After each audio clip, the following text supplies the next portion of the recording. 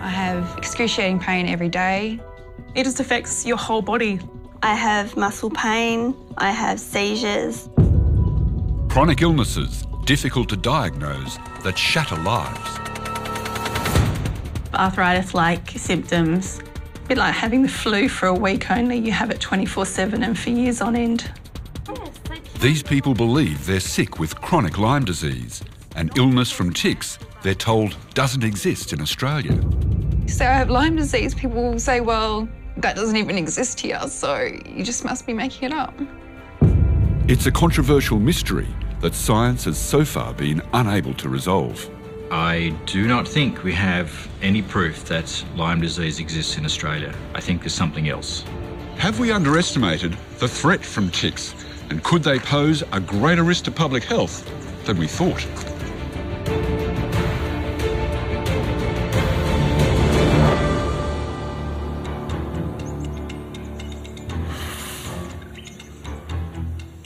With so many unique animals in Australia, it's not surprising that they're matched with an extraordinary array of native ticks.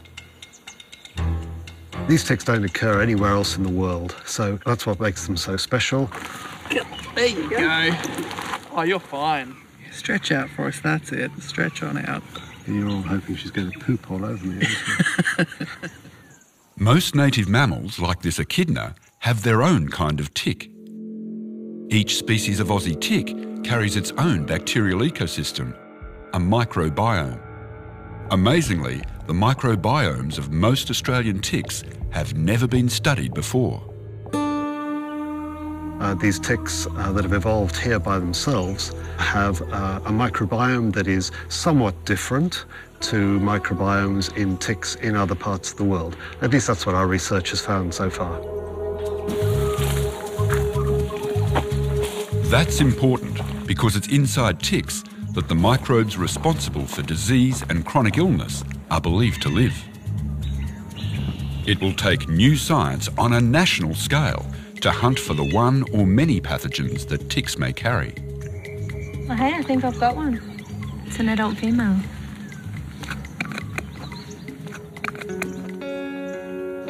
Wildlife may be adapted to tick microbes, but it can be a different story when people are bitten. I think it's perfectly plausible that ticks in Australia can transmit infections that we don't know about yet and that could cause illness in people. Professor Peter Irwin's lab may be small, but the discoveries here have huge potential to transform our knowledge about the impacts of ticks on public health. Ticks carry the greatest diversity of disease-causing microbes of any arthropods that suck blood. And in this lab at Murdoch University in Perth, they're at the forefront of revealing the full range of bacteria in Australian ticks. We have around 65 species of native ticks in Australia. Around 4 or 5 of those bite humans. That would be in the eastern states, Ixodes holocyclus, the paralysis tick, most commonly. And in Western Australia, it would be the kangaroo tick, Amblyomma trigutatum. And my research has focused on characterising the bacterial communities which occur naturally inside those ticks. For bacteria to have any chance of being transmitted by a tick bite, they need to be at the pointy end. So this is the internal morphology of a tick that has been sectioned in half, essentially. Along the length of its body? Along the length of its body. So if you're looking for pathogenic bacteria in a tick, where do you start? First of all, in the salivary glands. They're quite extensive in the tick. The second area you'd expect to find them is down in the midgut, which is at the back end of the tick. It covers almost all of this area, actually. Right. So really, the majority of the animal is a gut? It's a gut with salivary glands, yeah. And legs? Yep. And a piercing instrument. In their tick archive here, they've got more than 20,000 samples of ticks collected from people, domestic animals and wildlife from all over Australia. This monster, for example, comes from a koala. We identify the tick to a species level under a stereo microscope, and then we extract the DNA from that tick. So that involves crushing the tick in liquid nitrogen, pulverising it into a powder, and then extracting the DNA from that powder. Using advanced genetic sequencing, they can identify all the bacteria at once from traces of their DNA. We're able to amplify one piece of DNA from many bacterial species and get millions of sequences back. So it really allows us to, instead of looking at one bacteria, to look at the whole diversity in one analysis. Powerful computers crunch the data and colour-code the bacterial DNA. Each line is an individual tick and its bacterial microbiome, and so we can see that we've got quite a high diversity. This is just for 2 species of tick, but you've got Sure. upwards of 65 species Yeah, of ticks in absolutely. Australia. There's a number of bacteria that can be found in Each with ticks. their own microbiome. Yeah, absolutely. Bacterial microbiome is actually unique for each tick species. With so many different bacteria in each tick, they've had to develop a new innovation: how to see beyond the more common species that mask previously unseen ones. The technique also allows you to amplify very, very small amounts of DNA of these organisms, and that's not been possible previously. We're taking the approach of, let's have a look at all the bacteria that are out there associated with ticks. And of those bacteria, we find which of them are likely to cause disease. So how much bigger are they when they're engorged and when they're unengorged? Bacteria are not the only thing inside ticks. Viruses could also make people sick. I normally see a tick as a long string of A, T, C's and G's on a computer screen. Viruses in ticks are even more of a mystery than bacteria. For the first time in Australia, Professor Eddie Holmes is looking for virus genes in samples from ticks and their human hosts. We will then extract all the nucleic acid, that's all the RNA and all the DNA from those, and then we sequence all of that using what's called shotgun sequencing. So we blast it little pieces, then we glue it all together. We remove what's the tick and what's the human, because that's the host, and what's left is microbe. Okay, so that could be bacteria, it could be protozoa, it could be viruses. So then we basically run sets of computational analyses to see what in there is novel, what's new, what haven't we seen before. And hopefully we'll find that the human cases have similar sorts of microbes that are also found in the ticks. And that gives the first kind of real signature that we may have transmission of a novel pathogen in these people that's causing a disease. Mapping the microbiomes of Australian ticks is the first step to reveal the cause of mysterious diseases in people and how to treat them. Overseas, the organisms inside ticks are much better known. From these nightly ashes, That's where songwriter Sarah Spain collided with a tick-borne disease. and I know that you're only biding your time now just to be somebody, somehow. Well, I don't. Last year, she was travelling through Europe and went camping in an English national park. We're frolicking about and I got bitten by a tick. Didn't find it until I got back to where I was staying and had a shower and had a look in the mirror and found it. And I'd been staying in Germany before that, and my German friends were very paranoid about ticks, so I had been, I was lucky enough to be aware of the risks. And the risks are high. The ticks that carry Lyme disease from animals to humans are endemic to North America, Europe and Asia. Lyme disease is caused by infection from a group of bacterial species broadly referred to as Borrelia burgdorferi. They're corkscrew-shaped bacteria, also known as spirochetes, able to burrow deep into tissues. The first stage of a Borrelia infection can look like this. In 50% of cases, patients will get a bullseye rash, and it can be on their body where the tick's bitten them. But that's only 50%. Now, in a Lyme country, like in Europe or America, that is diagnostic. And that's enough to say you've got Lyme disease. And how if it's real, and how if it's real. Saren didn't get the telltale rash, but she started feeling very ill a month or so after the tick bite. 1 week I had a flu and then I thought I was better, and then the next week I had, strange swollen glands, and then I was feeling really tired and sleeping strangely, and week to week it was just really bizarre. all kinds of symptoms. She returned to Australia and told her doctor she suspected Lyme disease. So if a patient came back from overseas and said, I've been bitten by a tick, I think I've got Lyme disease, like Seren did, her GP did the tests and then referred her to me.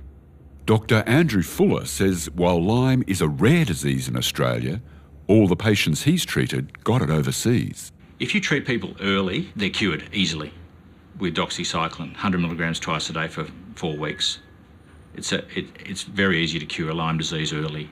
You think that I'm flying too close to the sun, so high. Seren was lucky. The antibiotics worked and she's now fully recovered.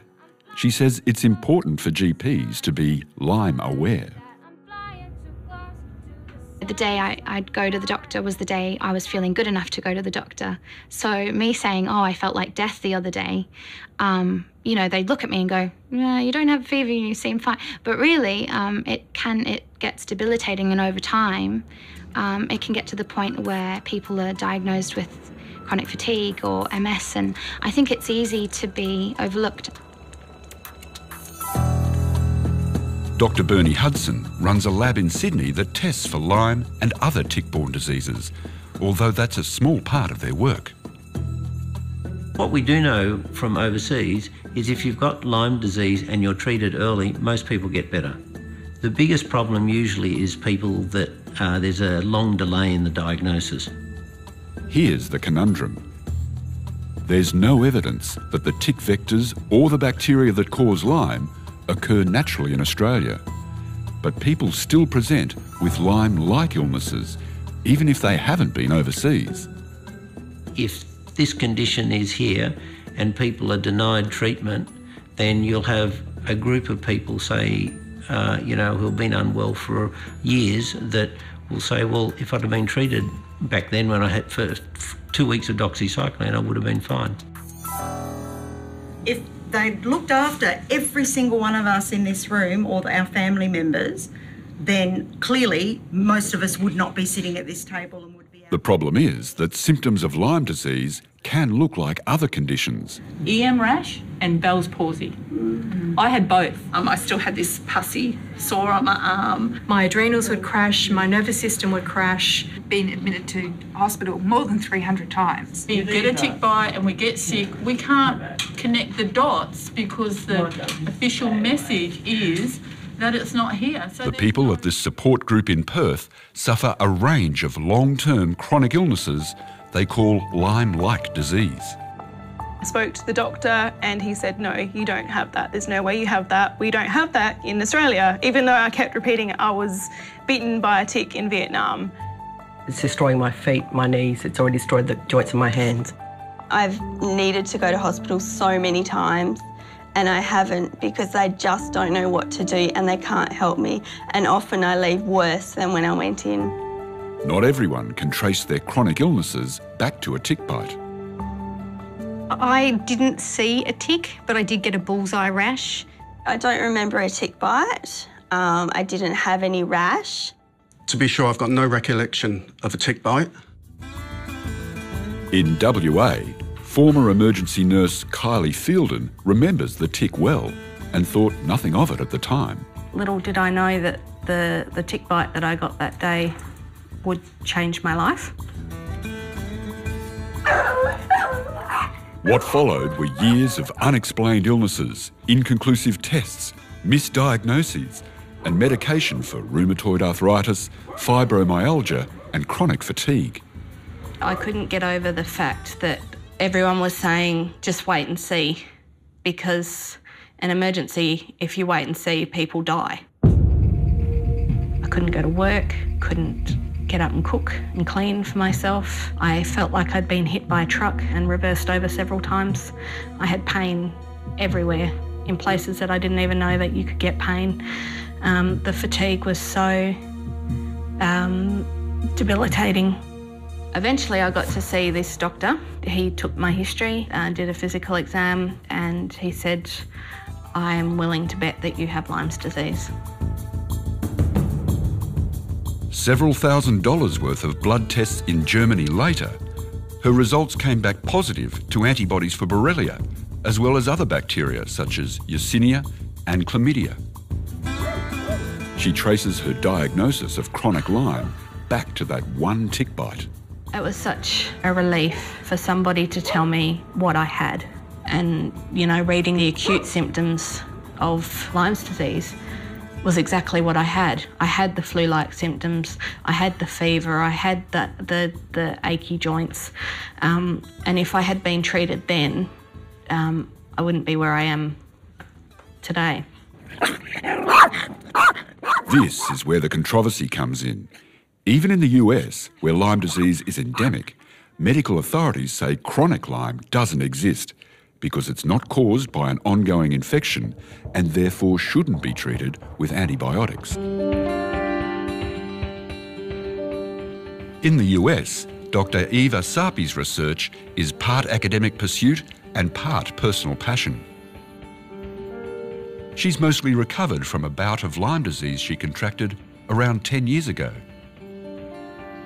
From day one, when nobody could tell me what's wrong with me, I started to research it and read all day. Since I couldn't go anywhere, I was so sick. Eva applies her skills in genetics and molecular biology to try and explain why chronic Lyme persists. She found that, like other bacteria, the free-living Borrelia bacteria can also form defensive colonies called biofilms. Biofilms are created by bacteria that coordinate to build a fortress and protect themselves from threats, and that's a tantalising discovery for Borrelia. Because if it's a real biofilm, it means they can be extremely resistant to antibiotics, which is known for other bacteria. This may explain why antibiotics aren't always effective. A recent Dutch clinical trial shows that patients with chronic symptoms from a past episode of Lyme disease aren't helped by long courses of antibiotics. Years after her tick bite, Kylie still takes a mountain of medications. I've had to have a lot of changes to the antibiotics that I'm on. I'm also on quite a few things now for my liver to help boost its function and keep it healthy while I'm taking all these antibiotics. What actually causes the chronic symptoms, however, remains a mystery. Do they have other things that the Lyme disease has triggered, or is it something completely different? And that's hard to answer without good diagnostic tests. So in other words, after you've diagnosed someone with Lyme disease, how do you know whether the organism's gone away and disappeared from their body? We don't. Is there a test for activity of Lyme disease? There isn't. Is there a test that gets better when you've been effectively treated and becomes abnormal again when you get sick again? There isn't a test like that. It's an issue not just for Lyme, but for other infections transmitted by ticks in Australia, like scrub typhus or spotted fever.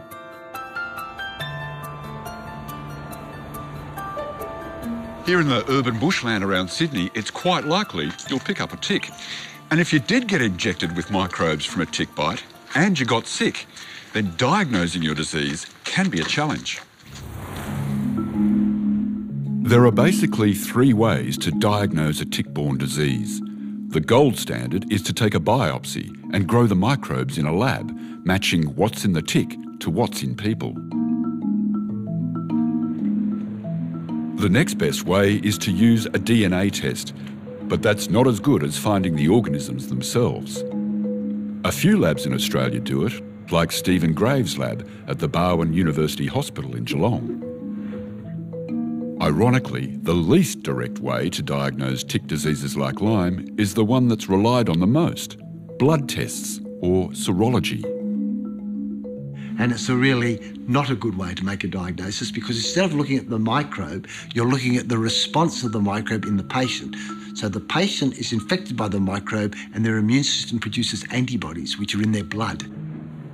And so we take some of their blood and look for those antibodies in the patient's serum. And so it's a backdoor way of making the diagnosis. It's like Robinson Crusoe. He saw the footprint in the sand and he didn't see Man Friday, he saw the footprint in the sand. So that's equivalent to serology. A big challenge in using blood tests for Lyme disease is that there are no antibodies in the early stages of the illness. And if the patient is treated with antibiotics, there may never be antibodies. Well, this is what's called a Western blot serological test. And this particular variant is looking for the immunoglobulin G class, which is the main antibody produced by patients who are infected with Borrelia. So this serological test, this blood test, is like a litmus paper for certain antibodies? Yes, that's a good way of putting it. And this top line here is the positive control. You can see all of the components of the bacterium have antibodies produced against them. So this is definitely a patient with Lyme disease. And then the next line down is the negative one. Notice how there are no bands there? So this patient here has had Lyme disease, this patient here has not. And all these other patients are the ones that we're testing in the diagnostic laboratory to answer the referring doctor's query, does my patient have Lyme disease or don't they? Dr. Stephen Graves here phoning you about your patient John Brown. And how many bands does your strip have to score in order to get a positive diagnosis? That's a very contentious question. So it's a full hand for positive Lyme disease. So I'm fairly confident this patient has got Lyme disease because it varies from place to place and from laboratory to laboratory. There are different tests for European and US strains of Borrelia. To be positive, Germany requires 2 out of 10 bands, the rest of Europe requires 3, and the US requires 5 out of 10. But in Australia, without a Lyme Borrelia, we've got nothing to compare it to. So it's got to be the right bands of the right intensity, the right number, then it's a positive. And that's why sometimes people get confused. They think that it's positive because there are some bands, but in fact, it's not sufficient.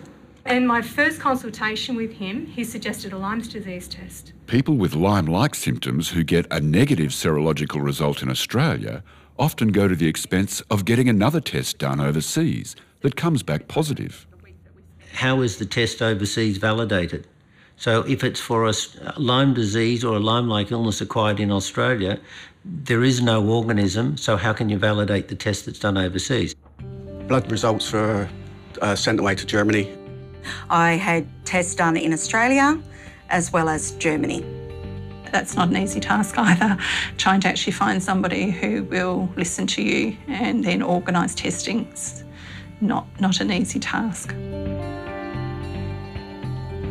If we find pathogens in ticks and we're able to show that people are getting infected with them, then we may be able to say, well, OK, it might not all be Borrelia burgdorferi. It may be that when you get a tick bite, you get a whole range of different bugs that are introduced, and some of these are more likely to be associated with people remaining unwell.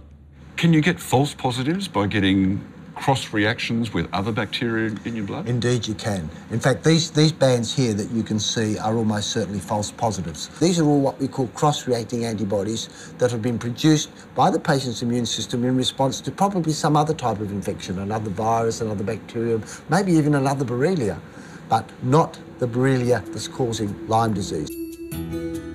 In fact, false positives could be caused by other spirochete bacteria, including harmless species of Borrelia that live naturally in our mouths and guts. If Lyme Borrelia did exist in Australia, veterinary disease experts like Professor Peter Irwin would expect to find it in animals that are often exposed to ticks and their infections, like dogs. We've been doing that research for a few years. We've tested quite a few hundred dogs now. We used very specific tests for Lyme borreliosis that's used in America or Europe, and we used Western blots and more generalised serology. And it's really interesting. The dogs didn't show any positives for Lyme Borrelia. The very specific tests were all negative. So where does all this leave people who are sick and wanting answers? Well, it doesn't help that the controversy about Lyme disease in Australia is so intensely polarised. No doubt this story will cop flack from those who say you shouldn't touch it and from those who say you haven't gone far enough. But as science catches up with the public debate, there's new hope that the mysteries can be solved. For the first time in the world, Australia's National Serology Reference Lab is checking the reliability of blood tests for Lyme disease to sort out why different labs produce different results, both here and overseas. You know, it could be embarrassing, even for us, for example, but the fact is that's the way you determine whether the tests good enough to be able to recommend to people as a way of confirming or excluding the diagnosis. After years of work, Eva Suppy's research has confirmed that Lyme Borrelia can form biofilms deep in the heart, brain and kidneys. What we see so far, that Borrelia biofilm do exist in the human body and in infected mouse tissues, and we do believe that is one of the reasons that chronic Lyme disease exists.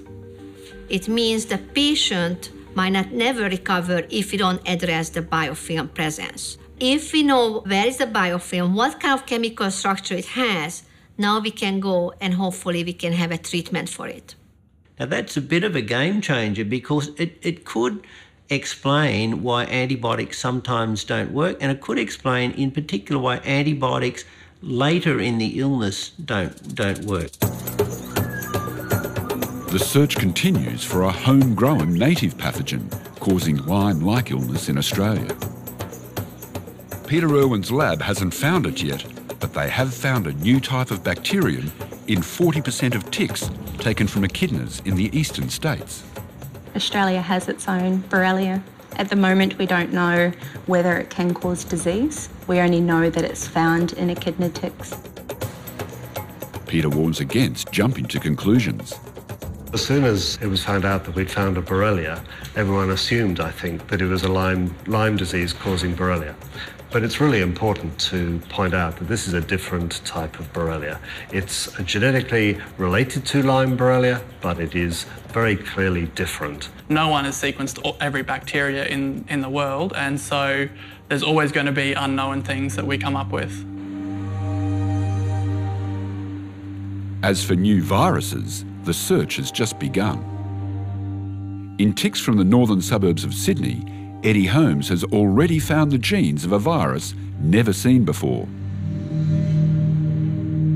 Its closest relative appears to be viruses that they've just found in North America that cause human disease, it's a thing called Bourbon virus. Now, we can't prove it causes disease in Australia, but it's a very strong indication that these ticks carry things that are novel and potentially may cause disease.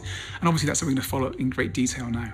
No one wants chronic Lyme to exist, especially us sufferers. It is truly a horror story of epic proportions. While a Senate inquiry investigates if Lyme-like illness is an emerging tick-borne disease in Australia, some things are already clear. I really don't care what it's called. You can call it whatever you want. We just want treatment. That's all we're after.